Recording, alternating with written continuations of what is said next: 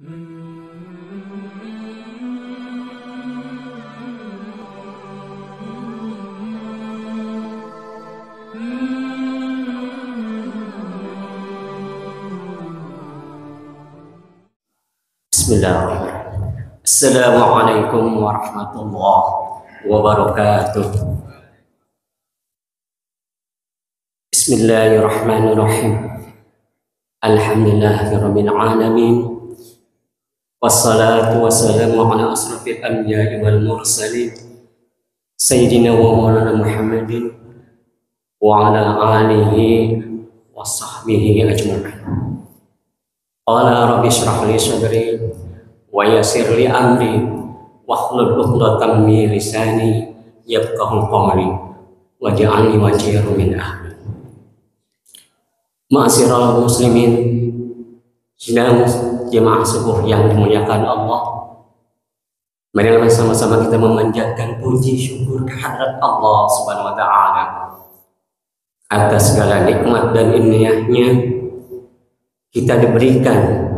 Semoga kita selalu bersyukur kepadanya, mengabdi, mendekatkan diri dan bertakwa kepada Allah Subhanahu wa taala, yaitu menjauhi larangannya dan kita selalu dekat menjalankan perintahnya.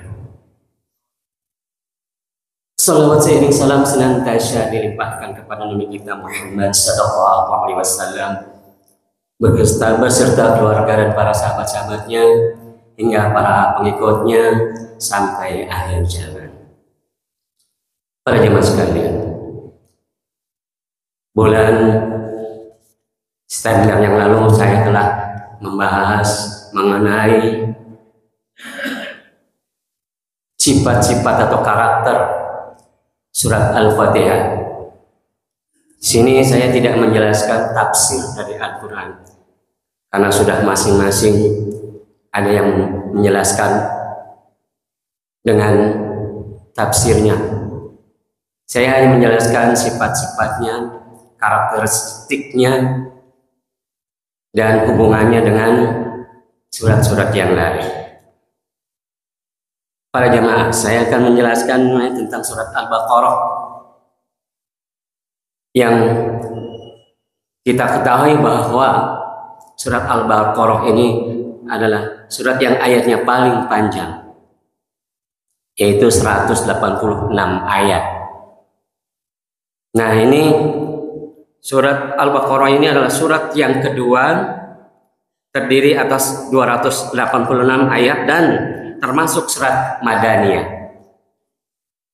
karena lebih banyak diturunkan di Madinah.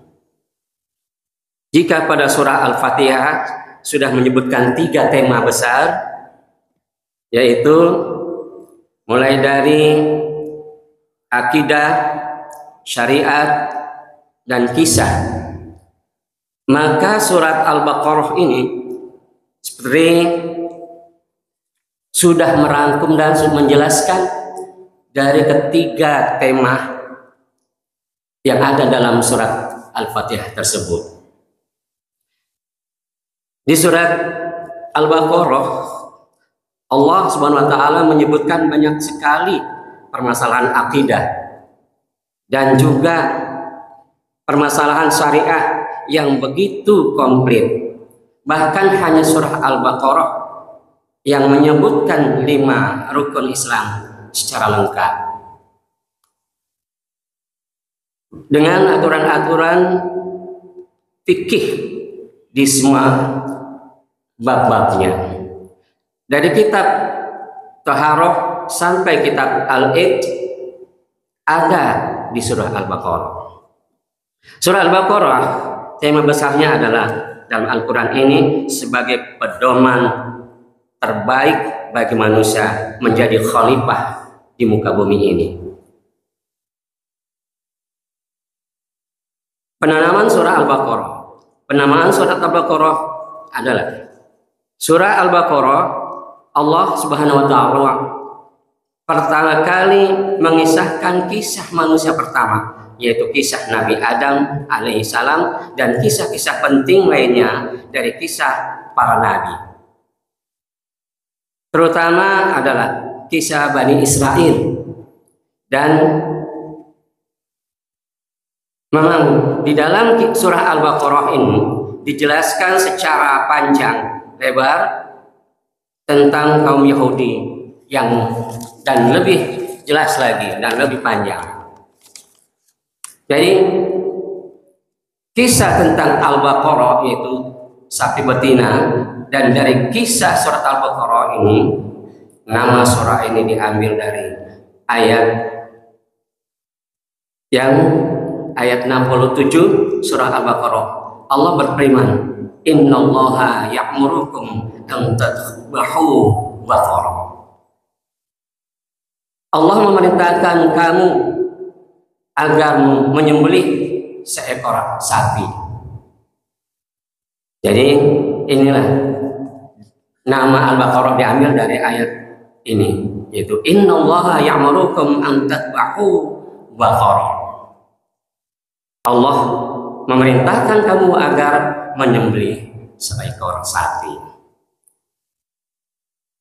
Imam Asyuti menjelaskan bahwa secara umum Nabi Shallallahu Alaihi Wasallam dan para sahabat menamainya sesuatu surah dengan nama yang mencerminkan tema surat tersebut, sesuatu yang menjadi ciri khas tersendiri yang tidak terdapat di surat-surat yang lain. Kalau doa di surah Al-Fatihah langsung diijabah, dikabulkan. Di surah Al-Fatihah Allah Subhanahu wa taala mengajarkan kita untuk membaca doa. Ihdinas siratal mustaqim. Tunjukilah kami jalan yang lurus. Jadi yang kemudian kita amalkan dengan ucapan amin. Itu yang kita sering ikuti sama-sama pada akhir surat, yaitu waladhdallin amin. Nah, inilah perintah doa yang diberikan oleh Allah. Jadi tunjukilah kami jalan yang lurus, maksudnya adalah yang kemudian kita aminkan dengan surat amin di akhir surat. Kemudian surat Al-Baqarah menjadi jawaban dari permohonan tersebut. Allah Subhanahu wa taala langsung mengijabahnya dengan firman-Nya, "Dzalikal kitabu la raiba fi hudal lil muttaqin." Kalau tadi kita meminta petunjuk ihdinas siratal mustaqim, maka Allah ijabah, Allah kabulkan bahwa ini kitab Al-Qur'an yang tidak lagi diragukan padanya sebagai petunjuk bagi orang-orang yang muttaqin, bagi orang-orang yang mendekatkan diri kepada Allah Subhanahu wa taala. Jadi kita ulang, kitab Al-Quran ini tidak ada keraguannya di dalamnya. Ia merupakan petunjuk bagi orang-orang yang bertakwa. Artinya orang yang bertakwa adalah orang yang selalu mendekatkan diri, menjalankan perintah Allah dan menjauhi larangannya. Kata huda adalah merupakan hidayah, dan Allah SWT mengijabahkannya dengan kitab Al-Quran yang yang mulia. Ini tidak ada keraguan baginya, tidak ada keraguan di dalamnya, sebagai petunjuk, sebagai pedoman bagi manusia, khususnya bagi orang-orang yang bertakwa kepada Allah Subhanahu wa taala. Ciri-ciri khas surat Al-Baqarah bagaimana? Surat Al-Baqarah ini terdiri dari 286 ayat yang menjadikannya surah dengan jumlah ayat terbanyak sekaligus surat terpanjang. Surat Al-Baqarah ini juga mengandung beberapa ayat yang unik. Misalnya dalam ayat kursi ini yang banyak kita hafal karena seringnya muncul, seringnya dibaca oleh kaum muslimin dan muslimat sekalian.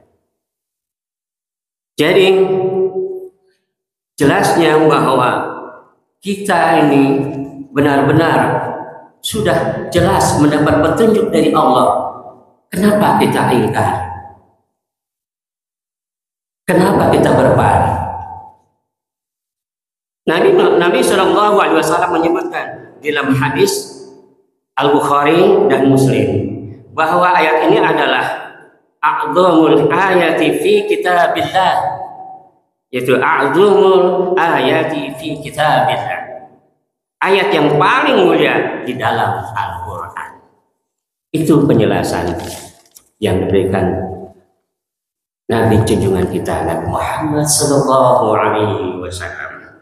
Di surah Al-Baqarah juga terdapat ayat terpanjang, yaitu ayat 282. Itu juga bahkan lebih panjang. Di surat Al-Baqarah juga terdapat ayat terakhir yang turun, yaitu satu ayat sebelum ayat 281. Wattaqu yawman turja'una fihi ilallah. Waspadalah terhadap suatu hari nanti, yaitu di hari kiamat, yang padanya kamu semua dikembalikan kepada Allah Subhanahu wa taala. Wattaqu yawma turja'una fihi ilallah. Jadi waspadalah terhadap suatu hari kelak nanti akan datang, yaitu hari besar, hari yang menakutkan, yaitu hari kiamat, yang padanya kamu semua dikembalikan kepada Allah Subhanahu wa taala. Itu dalam ayat 281. Jadi ini dua ayat berderet adalah ayat terakhir turun, walaupun diletakkan di surat-surat panjang. Tetapi sebetulnya kalau dalam kronologi turunnya paling terakhir hanya sebelahnya satu halaman full berisi satu ayat. Ayat terpanjang ayat 282, yaitu ayat tentang utang piutang. Jadi jelaskan pada surat itu adalah surat yang terpanjang, itu ayat 282. Di akhir surat ada dua ayat sangat mulia yang memiliki keutamaan sangat besar dan disunahkan dibaca setiap malam, yaitu dua ayat terakhir. Di surah Al-Baqarah ini ada beberapa isu penting, misalnya hukum-hukum syariat tentang ibadah dengan 5 rukun Islamnya, semuanya lengkap. Kemudian tentang nikah, sebelumnya tentang jual beli, kemudian pidana, sumpah, dan seterusnya dan seterusnya. Semua berpadu seperti memberikan pesan kepada kita bahwa itulah Islam yang lengkap, Islam yang utuh, yang ada sebutkan juga di surat ini. Adkhalu bi silmi kafah. Masuklah ke dalam Islam secara utuh, secara menyeluruh. Semua hati kita, jiwa kita, raga kita, semua ke dalam Islam. Tidak berpaling ke kiri dan ke kanan. Lurus pandangannya menghadap Allah. Sesuai yang kita lakukan setiap hari, 5 waktu, kita hadapkan diri kita, wajah kita. Kuhadapkan wajahku karena Allah. Ya, makanya kita juga tidak boleh berpaling kalau kita sudah masuk Islam. Masuklah secara utuh, secara menyeluruh. Jiwa kita, hati kita, raga kita, semuanya diserahkan kepada Allah. Karena kita adalah milik Allah Subhanahu wa ta'ala. Dengan demikian, seorang baru disebut muslim sejati ketika sudah menjalankan semua aturan-aturan secara utuh untuk patuh tunduk kepada Allah Subhanahu wa taala. Surat Al-Baqarah juga banyak, yaitu banyak berbicara, banyak berbicara tentang jihad yang termasuk bagian dari syariat jihad, atau secara fisik, jihad secara harta, dan seterusnya. Karena itu benar sekali Allah berfirman di ayat 208 surat ini, kafah, yaitu adkhulu fi silmi kafah. Masuklah ke dalam Islam secara utuh. Jangan pilih-pilih. Islam itu adalah agama yang diridhoi oleh Allah. Bagus dan bagus diamalkan.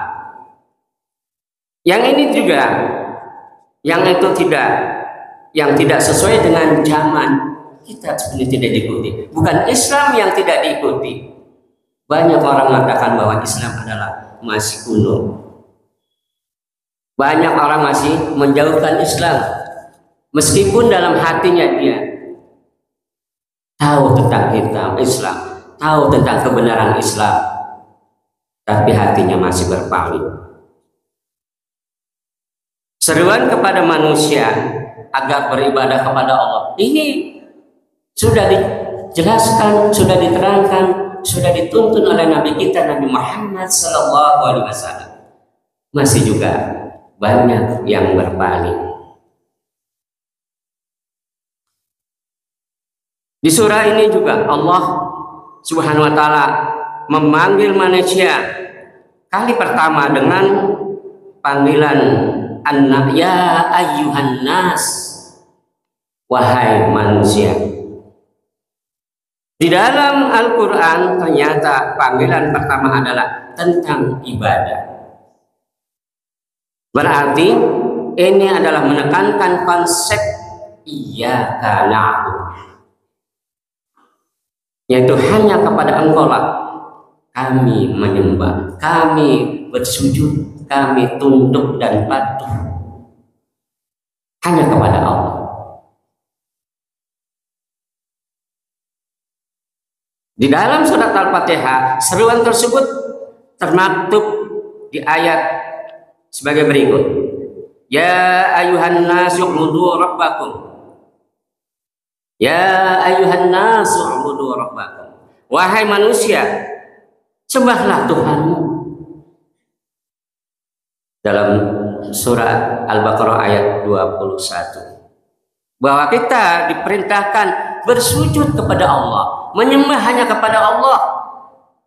Hanya Allah lah yang berhak disembah, diibadahi, tidak selain Allah. Itulah seruan. Langsung Allah sendiri yang menyuruh. Ya ayuhan nas,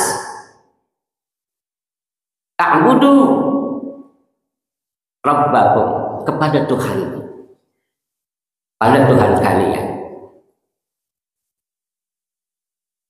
Surah ini juga ditutup dengan doa, yaitu menekankan wa iyyaka nasta'in, hanya kepada Engkau kami meminta pertolongan.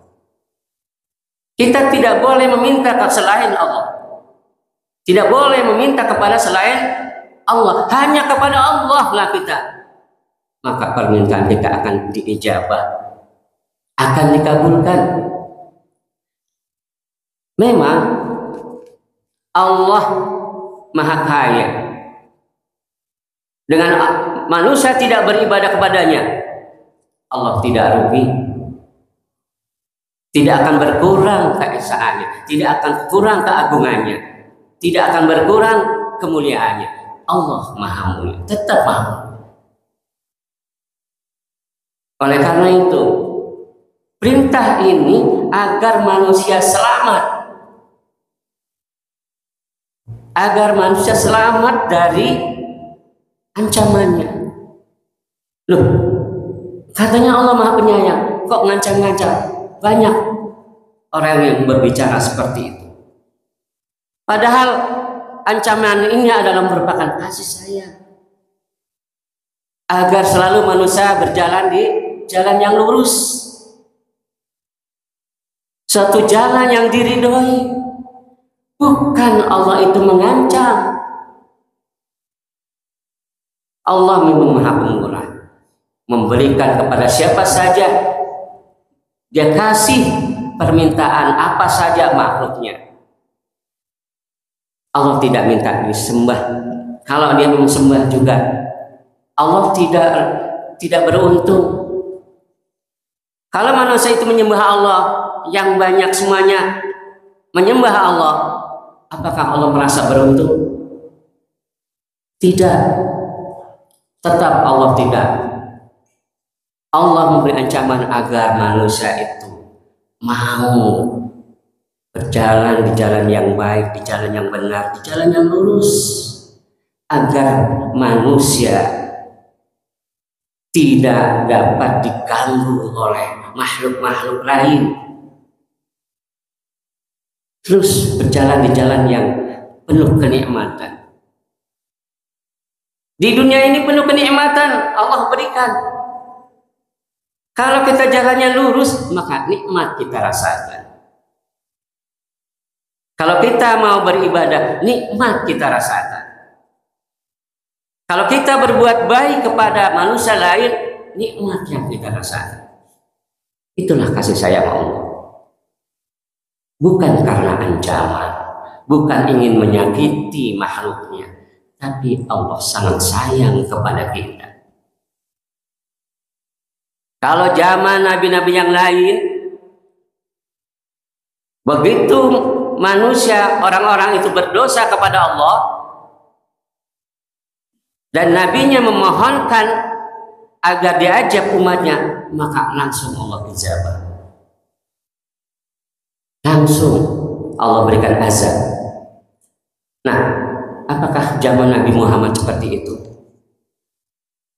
Tidak. Banyak manusia-manusia yang berdosa, banyak manusia-manusia yang ingkar. Apakah langsung Allah hukum? Allah azab? Tidak. Begitulah sayang Allah kepada umat Nabi Muhammad. Sangat sayang sekali. Tapi sayang kitanya yang berpaling, tidak mau mengikuti jalan yang lurus, sehingga kita banyak orang-orang yang stres, banyak yang tak berdaya.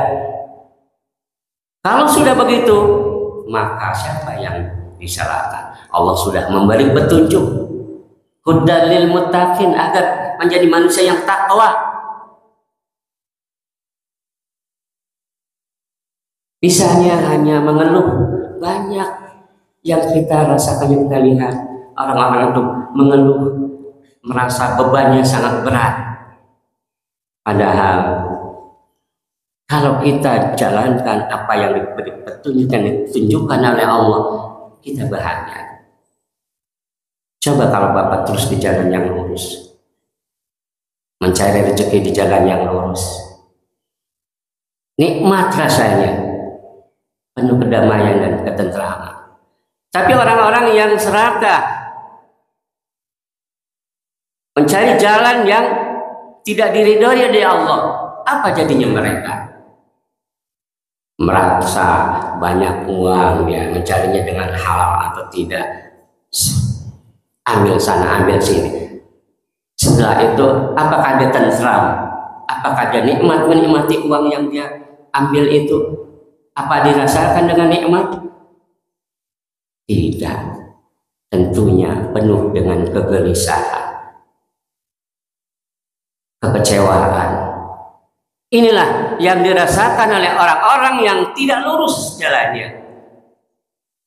Dia tidak mau mencari jalan yang penuh kenikmatan, tidak mau berjalan di atas ketentraman dan kedamaian. Banyak manusia yang sudah merasa banyak uangnya, banyak anak buahnya, dia membanggakan dirinya, membusungkan dadanya. Ini aku. Mau apa aku sudah lengkap semua. Mau rumah, mau hotel,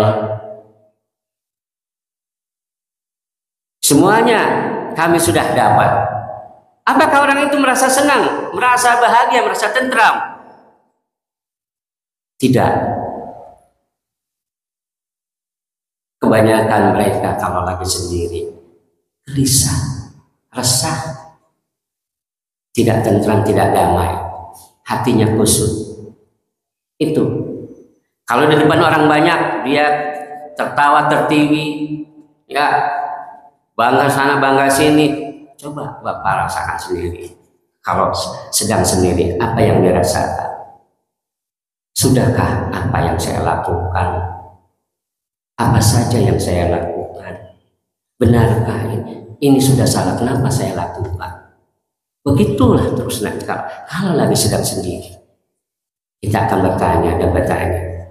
Tidak bisa tidur, tidak nyaman, selalu dihadapkan dengan kegelisahan. Itulah kenapa Allah memberi petunjuk, memberi huda, hidayah. Kalau sudah diberi, sudah dinikmati, sudah ditangkap itu hidayah, jalankan sepenuh hati. Itu kita akan menjadi tentram. Kemudian beriman kepada yang gaib adalah pendorong beramal saleh. Ada yang kita imani, yang kita ketahui dalam rukun iman. Amantu billah wa malaikatihi wa kutubihi wa rusulihi wal yaumil akhir wa tahri wa syahrihi. Kita percaya Allah. Apakah Allah kita lihat? Dapat diraba, itu gaib. Tapi kalau kita imani benar-benar, apa yang kita rasakan? Kita damai. Kalau kita ingin pergi, kita berdoa, memohon perlindungan kepada Allah. Bismillahirrahmanirrahim. Dengan nama Allah kita bertawakal. Kami bertawakal kepada Allah. Apa saja yang diberikan Allah kita bertawakal. Kita percaya adanya malaikat yang kita ketahui wajibnya 10. Ada yang menjaga, yang mendampingi kita, malaikat raqib atid. Apakah kita tahu? Tidak. Tapi kita yakin kalau kita ini ada yang mengiringi, ada yang mencatat amal kita, baik amal baik, amal yang buruk. Kita beriman dengan alam yang gaib. Kita yakin. Kita percaya bahwa Allah mengutus malaikat untuk membagikan rezeki. Malaikat Mikail. Kita paham, kita yakin, maka hidup kita akan tentram. Kita minta kepada Allah rezeki yang baik, halalan thayyibah. Itu yang kita rasakan. Kita mengimani malaikat-malaikat yang lain. Malaikat Jibril tahu bahwa Al-Quran ini yang mencapaikan adalah malaikat Jibril.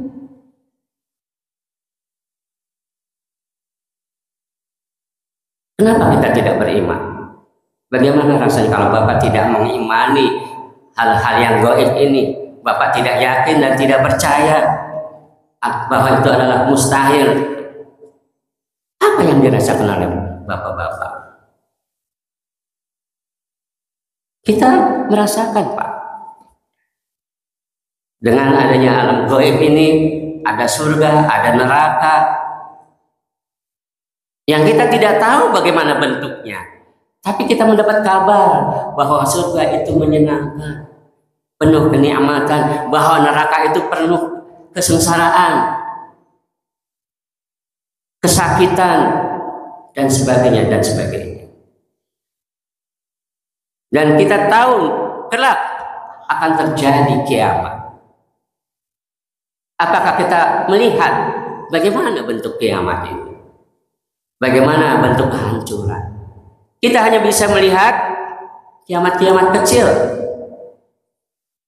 Seperti Palestina dibombardir, hancur berantakan. Itulah Israel dibalas, digempur sana sini. Itu adalah bentuk kiamat kecil. Terjadi gempa, tanah longsor, tsunami, dan sebagainya. Itu adalah kecil. Agar apa? Ini sebagai bacaan bagi kita. Dibaca apa yang kita lihat.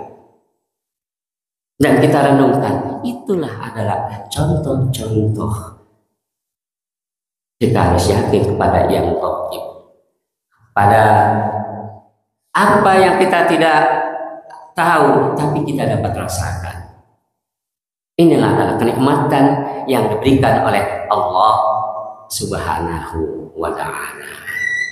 Mudah-mudahan apa yang saya sampaikan ini bermanfaat bagi kita semua, khususnya bagi saya. Kalau ada kata-kata yang salah, mohon dibukakan pintu maaf yang seluas-luasnya. Dan kalau saya dalam menyampaikannya belum bisa seperti pendakwah-pendakwah yang lainnya, saya mohon dimaafkan yang seluas-luasnya. Hadallahu wa iyyakum ajma'in. Wassalamualaikum warahmatullahi wabarakatuh.